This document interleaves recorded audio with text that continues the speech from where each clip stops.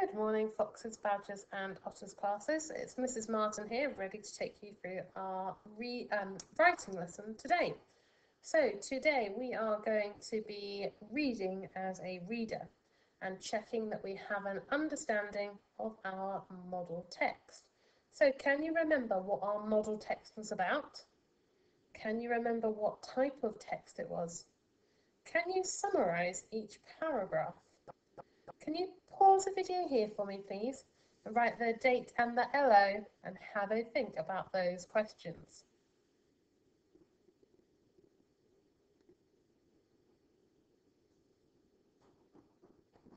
Okay, just like every other lesson, we are going to start with our story map.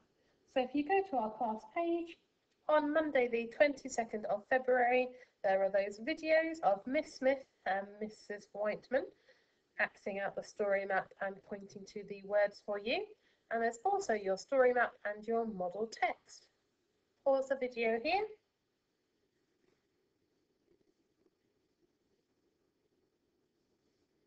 Okay, so today we are going to be reading as a reader. We are going to be checking that we understand the text, and we are going to be doing that by looking at lots of different types of comprehension questions. Lots of these you'll be quite familiar with from your reading work that you are doing at the minute as well. I know that Miss Smith focuses on lots of these within her reading lessons, and so do Mrs. Whiteman and I in Year 4. So hopefully you are quite familiar with them. So one of the types of questions that you'll come across within maybe a test, maybe your reading lessons, maybe when you're doing your accelerated reader, are the type of questions which ask you to find and copy a word. So here we're thinking about the meanings of the word. So if I said to you, find and copy the word which means irritant, could you read that sentence for me and find a word that meant irritant? A synonym, something I could replace it with.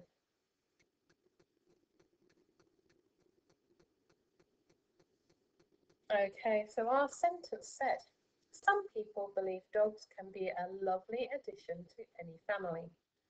Others feel they are hard work and a nuisance. Now we've got two clues in our question. The first one is it says the word. So we are only looking for one word. If I wrote two words down, would I get the mark? No, I'm looking for one word. And our second clue is irritant. So we're looking for a word that means irritant, annoying. Have you worked out what that word would be? Well done. If you said that word would be nuisance. If you wrote nuisance as your answer, you would definitely get the mark. Okay, our next type of question. These are our retrieval questions, and you are all experts on these. Remember, these are the ones where you skim and scan the text, searching, being detectives, looking for that missing answer. Often there are clues in the question here. So our question says, what do some dogs like to snuggle on? Now I'm looking at that word snuggle. If I had my text in front of me, I'd be skimming and scanning, seeing if the word snuggle was in there or if there was something similar in meaning. However, if you prefer a quieter life, some dogs love to snuggle on the sofa. Ah, there's that word snuggle. So we read around it. Can you find out what some dogs like to snuggle on? Well done if you're a wonderful detective and you found that they like to snuggle on the sofa, don't they? Okay, our third type of question that we are going to look at. These ones take a little bit more thinking. These ones are asking us to summarise the text. That means taking a big chunk of the text and saying very simply what happens within it. So we are going to look at paragraphs 1, 2, 3 and 4. So hopefully you remember our model text or you have got it in front of you, because that will make this all much easier. and we are going to see which paragraph does which job.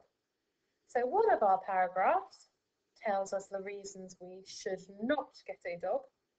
One of them is our introduction. One of them gives us the reasons we should get a dog. And one of them is our conclusion. Can you have a go at matching up the paragraph to what the paragraph is about?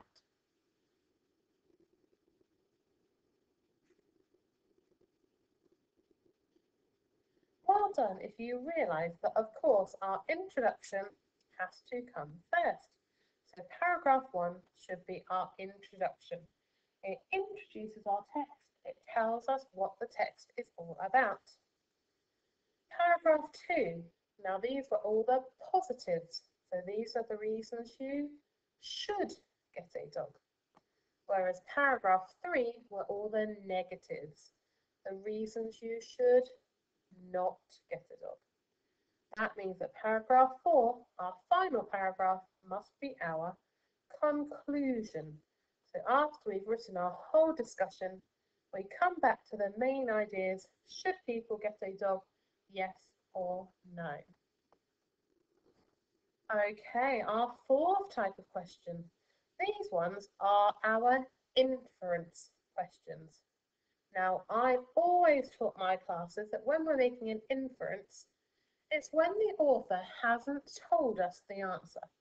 So we can't just search the text for the right word. We've got to use our brains as well. So I always use the phrase, the author doesn't tell me, but. So the author doesn't tell me the answer, but I can work it out. So does the author think having a dog is hard work? What do you think? Yes or no?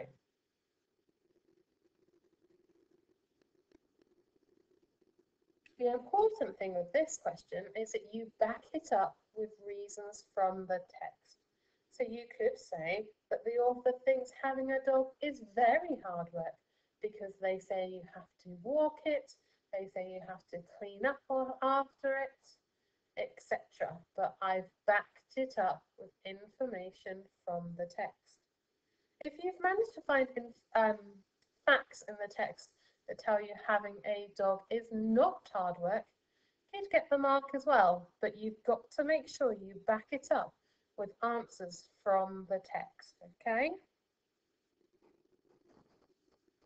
Connections. So this is where we think about the meaning as a whole. So what was the purpose of the text? Now we know that the purpose of our text was a discussion. So what is the author trying to get you to consider? What was the whole text about?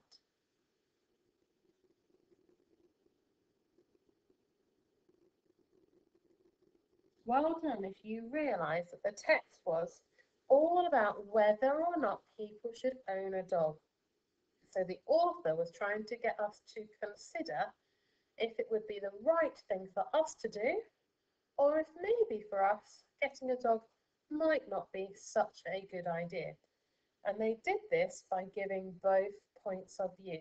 They didn't just say the positives about it, they didn't just say the negatives. They gave you both points of view so that you could make your own mind up. And that is why they have given both points of view, so that the reader can make their own decision. It's not up to the writer to tell you if you can have a dog or not.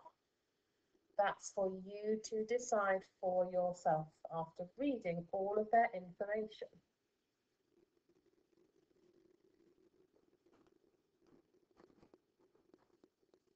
Okay, looking at the choice of words and phrases and why the author chooses to use those. So thinking about the word choices, is there a reason that the author used the word colossal instead of big? Is there a reason that they use the word clambered instead of walked? So, why has the author used the word companion to describe the dog? What are they trying to tell us? So let's look at the text where it says the word companion. It says, a significant majority of owners believe that their dog is their best friend and companion. So have a think now, pause the video for me.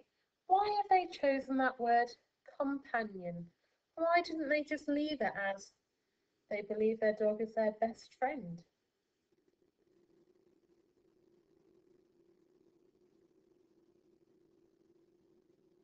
I would think that the author has used the word companion because it comes from the word company, doesn't it? So the dog is their companion. It's making sure that people aren't alone, making sure that they have a friend with them at all times. And by using the word companion, I think to me that implies that the dog is always there. The owner can't just decide, oh, I'm going to be your friend today, and then tomorrow I'm not going to be your friend anymore. They've got to be there for each other all the time. So authors sometimes really cleverly pick their words depending upon what they want the reader to think, what they want the reader to feel. Then we have comparisons, okay? So you may see this as a true or false table. There's lots of different ways it could be laid out within a text, within some questions, within a test. But the example I've chosen to put in here is a true or false table. So we need to read each of the phrases, and then we need to decide if it is true or if it is false. Am I just going to guess for each one? Oh, I think that might be true.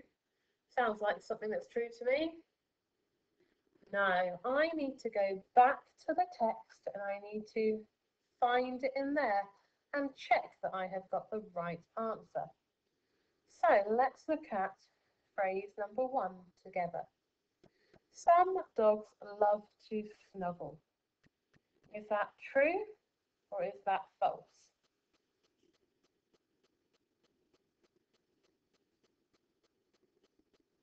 I would agree if you said that was true.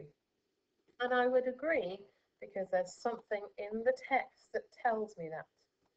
Can you find the sentence in the text that tells us that dogs love to snuggle?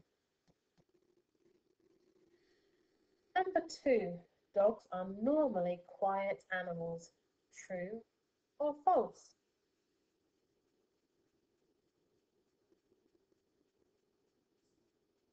I would agree with you if you said that that was false. Actually, it talks about sometimes them being quite loud animals. You should get a dog if you don't like the rain. True or false? Well done if you said it was false. It in fact says that you need to walk your dog even if it is raining. And the last one, it takes time to train your dog. True or false? I agree if you said true. Can you find the evidence in the text that backs up our answer of it being true?